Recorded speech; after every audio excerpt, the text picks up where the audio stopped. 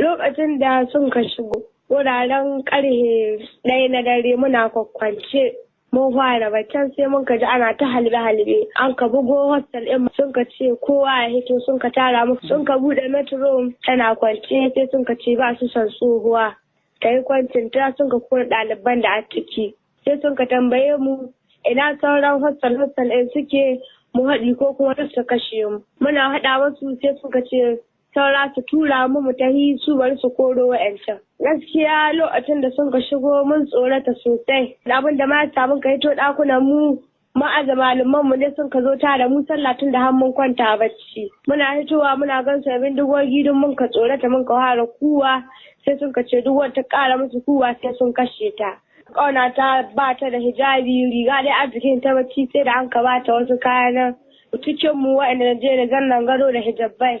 An ka ba ta tassa ta lullube wasu duk ba su da takalma mun ka tahi mai takalmi kuma da an ka je can daji duk sun haɗi wallahi tahiya ce mai nisa har baya misaltuwa cikin dokar daji sosai sai an yi nisa ɗaya daga cikin su yace dan Allah alan guda a bi wurin irin korama haka ko tafki a tausaya mana mu sha ruwa to da mun sha kuma za a hau wani dajin a ci gaba da tahiya daji ne muka ta iba kuma cikin ƙayoyi ba ma hanya ce straight ba. Ba su zo da mashina ba ƙasa sun ka zo sai da sun ka kai wurin wani babban dutse inda mu duk mun kasa tahiya masu jiki ba su iya tahiya sai sun ka buga wayoyi sun ka ce a zo da mashina ran akwai waɗanda ba su iya tahiya.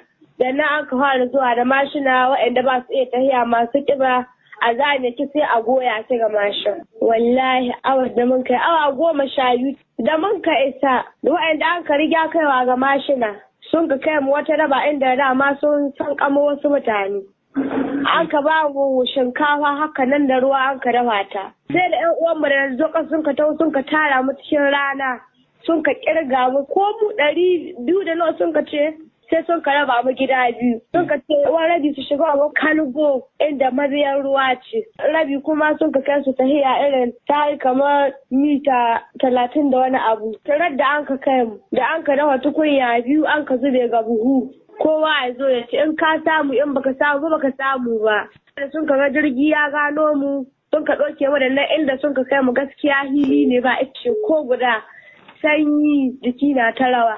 Babu abin da sun kai kokarin muna sun dai taɓacin mu kamar suna cewa irin gobe kashe ku za mu yi idan gwamnati bata kawo kuɗin ku ba yanzu kashe ku za mu yi inda maza ne da yanzu sun sha kashi mu ba su haɗa mu da rannan za mu gida ba har sun gama ba mu abincin dare rannan tukunya guda an ka dafa sai da muka yi tafiya cikin daji wasu na kuka sun ga wani haɗa mana wurin uwayen mu za su kai mu da nan dai muna ta jin daɗi da an ka kawo nan bingi mun ga mutane da yawa da kayan Hausawa kuma da kaki duk an jera haka da muka kawo inda za su tarbe mu.